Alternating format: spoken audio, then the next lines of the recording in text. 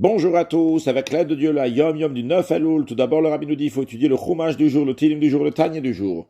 Puis le Rabbi nous ramène l'extrait d'une lettre du Rabbi précédent, dans lequel il raconte qu'un jour, son père, le Rabbi Rachab, est rentré en Yechidout, en entrevue, chez son père, le Rabbi Maharaj, Rabbi Shmuel, et il lui a demandé sur un certain sujet du service de Dieu, comment on peut arriver à tel niveau?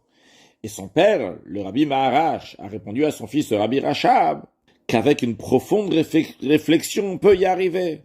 Mais le Rabbi Rachab a dit à son père, mais c'est très difficile d'arriver à cette profonde réflexion.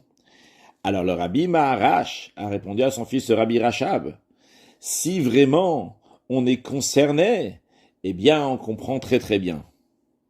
Car lorsque quelqu'un, il est personnellement concerné par un sujet, il le comprend parfaitement.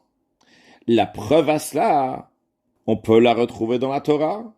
Il y a des lois qui concernent les lois qui impliquent les femmes, etc., l'argumentation que les femmes vont donner. C'est qui discute quelle argumentation une femme peut donner? C'est des Tanaïm, de maîtres de la Mishnah, qu'ils étudient toute la journée, qu'ils ont une très grande compréhension, des Amoraïm, des maîtres du Talmud, qui ont aussi donc une très grande compréhension, les Géonim, ceux qui viennent donc après l'époque du Talmud. Tout cela, c'est des sages qui sont d'une intelligence exceptionnelle. Pourtant, dans ces époques-là, de la Mishnah, du Talmud et des Géonim, les femmes n'étudiaient pas la Torah et n'avaient pas donc le raisonnement toraïque pour trouver toutes ces argumentations que ces sages exceptionnels vont trouver. Et pourtant, on nous dit que peut-être la femme va argumenter comme ci, elle va dire comme ça, etc. Et pourtant, le Rabbi Maharaj continue à dire à son fils, le Rabbi Rachab, la Torah, c'est une Torah de vérité. Et la femme en elle-même n'est pas en mesure de concevoir ces raisonnements qui sont tellement profonds et de dire ces arguments-là.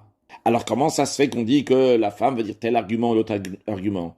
La raison, elle est que lorsque ça nous touche, lorsqu'on est concerné, même quelqu'un qui a une perception limitée va pouvoir développer des explications les plus profondes, les mêmes que les Tanaïm et la Moraïm, que les maîtres de la Mishnah du Talmud.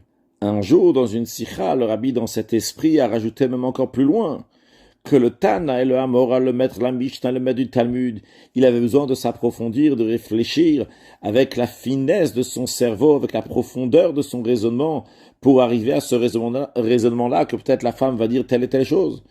Et quand il s'agit d'une femme, par exemple une shifra charoufa, donc une servante, et vraiment d'un niveau très simple, et qu'elle-même, elle va pas avoir besoin de se fatiguer pour dire cet argument-là, elle va pas avoir une finesse d'esprit ou une profondeur, tout simplement elle va le dire.